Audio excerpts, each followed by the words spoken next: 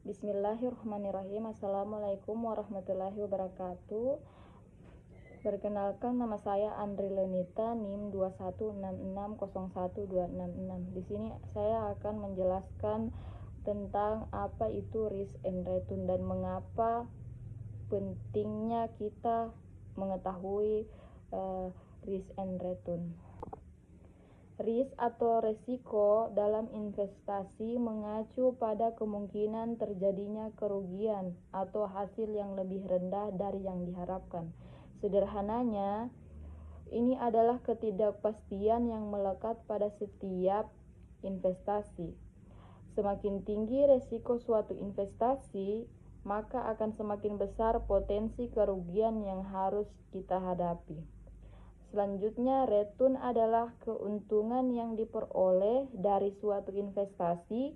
Ini bisa berupa dividen, bunga, atau kenaikan harga aset yang diinvestasikan. Return merupakan kompensasi yang diharapkan investor atau risiko yang akan diambil. Selanjutnya, mengapa penting memahami risiko dan return? Yaitu yang pertama, pengambilan keputusan. Dengan memahami risiko, investor dapat memilih jenis investasi yang sesuai dengan profil risiko mereka.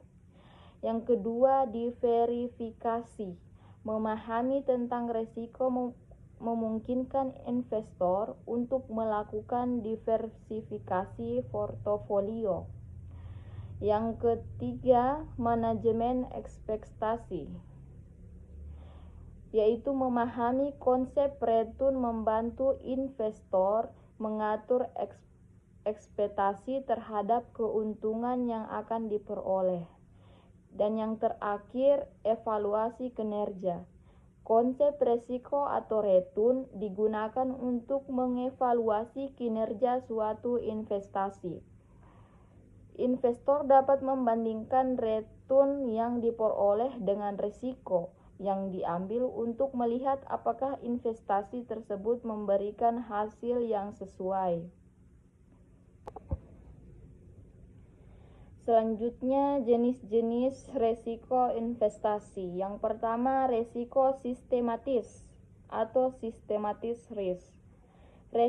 Di antaranya ada risiko pasar, yaitu fluktuasi harga pasar yang dipengaruhi oleh faktor-faktor seperti kondisi ekonomi, kebijakan pemerintah, dan sentimen investor.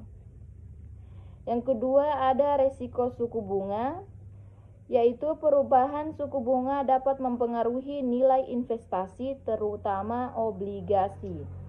Yang ketiga, ada risiko inflasi, yaitu peningkatan inflasi dapat mengikis daya beli uang sehingga return investasi menjadi lebih rendah dari yang diharapkan. Yang kedua, ada risiko tidak sistematis. Di antaranya yang pertama, risiko spesifik perusahaan, yaitu risiko yang terkait dengan perusahaan tertentu seperti perubahan manajemen, penurunan kinerja keuangan, atau masalah hukum. Yang kedua, ada risiko likuiditas atau risiko kesulitan menjual aset investasi dengan cepat dan mendapatkan harga yang wajar. Dan yang terakhir, ada risiko negara, yaitu risiko yang terkait dengan kondisi politik dan ekonomi suatu negara, terutama untuk investasi di luar negeri atau di luar negeri.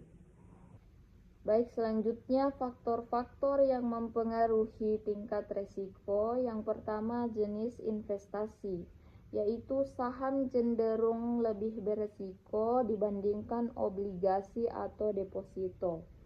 Yang kedua, jangka waktu investasi, di mana investasi jangka panjang umumnya memiliki risiko yang lebih tinggi dibandingkan investasi jangka pendek. Yang ketiga, profil risiko investor, atau setiap investor memiliki tingkat toleransi risiko yang berbeda-beda. Dan yang terakhir, diversifikasi portofolio. Semakin terdiversifikasi portofolio, maka akan semakin rendah resiko yang akan kita hadapi. Bagaimana cara kita mengelola resiko investasi? Yang pertama, kita harus memahami profil resiko, yaitu tentukan tingkat toleransi resiko Anda sebelum berinvestasi. Yang kedua, diversifikasi portofolio atau sebarkan investasi pada berbagai jenis aset untuk mengurangi risiko. Yang ketiga, melakukan riset mendalam atau mempelajari dengan saksama setiap instrumen investasi sebelum memutuskan untuk berinvestasi.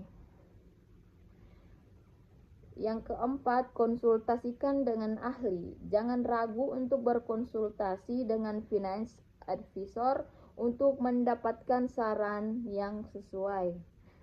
Dan yang terakhir, pantau investasi secara berkala, yaitu melakukan evaluasi terhadap portofolio secara berkala untuk melihat kinerja dan melakukan penyesuaian jika diperlukan. Baik, selanjutnya faktor-faktor yang mempengaruhi hubungan risiko dan return. Yang pertama ada jenis investasi atau saham umumnya lebih berisiko dibandingkan obligasi atau deposito. Yang kedua, jangka waktu investasi. Investasi jangka panjang biasanya memiliki risiko yang lebih tinggi dibandingkan investasi jangka pendek. Yang ketiga, kondisi pasar, kondisi ekonomi, kondisi politik dan sosial dapat mempengaruhi tingkat risiko dan return. Dan yang terakhir, diversifikasi. Dengan melakukan diversifikasi portofolio, investor dapat mengurangi risiko secara keseluruhan. Mengapa pentingnya kita memahami hubungan resiko dan return? Karena di situ kita dapat mengambil keputusan dengan bijak. Yang kedua, manajemen ekspektasi atau dapat mengatur ekspektasi return berdasarkan tingkat resiko yang mereka ambil atau yang kita ambil. Dan yang terakhir, evaluasi kinerja atau hubungan ini digunakan untuk mengevaluasi kinerja suatu investasi. Dan kesimpulan dari video ini dari hubungan antara risiko dan return adalah suatu keniscayaan dalam dunia investasi. Investasi harus selalu menimbang antara potensi keuntungan dan risiko yang akan kita hadapi. Tidak ada investasi yang bebas risiko. Dan semakin tinggi potensi return, maka akan semakin tinggi pula risiko yang akan kita tanggung. Baik, jadi kesimpulan dari mempelajari risk and return yaitu tidak ada investasi tanpa risiko. Semakin tinggi potensi return, maka akan semakin tinggi pula risikonya. Yang kedua, diversifikasi penting. Membagi investasi ke berbagai aset dapat membantu mengurangi risiko. Yang ketiga, profil risiko setiap investor berbeda.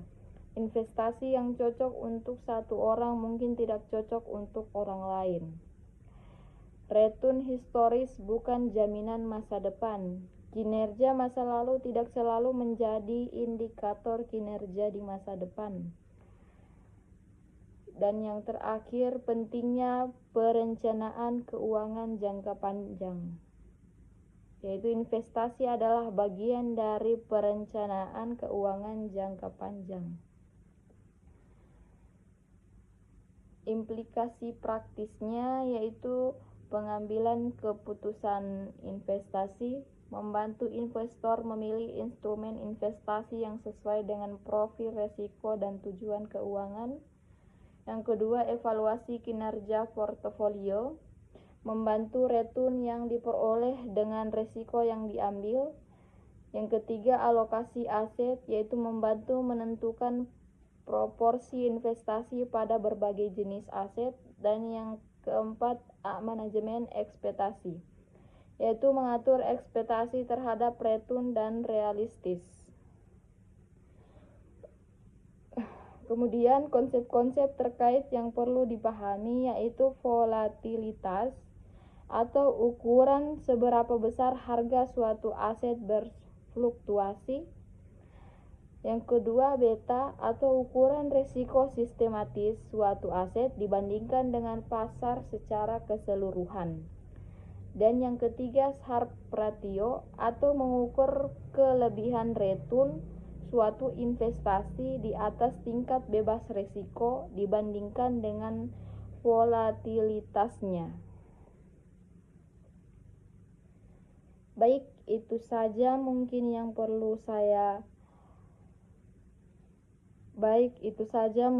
perlu saya sampaikan. Lebih dan kurangnya mohon dimaafkan. Wassalamualaikum warahmatullahi wabarakatuh.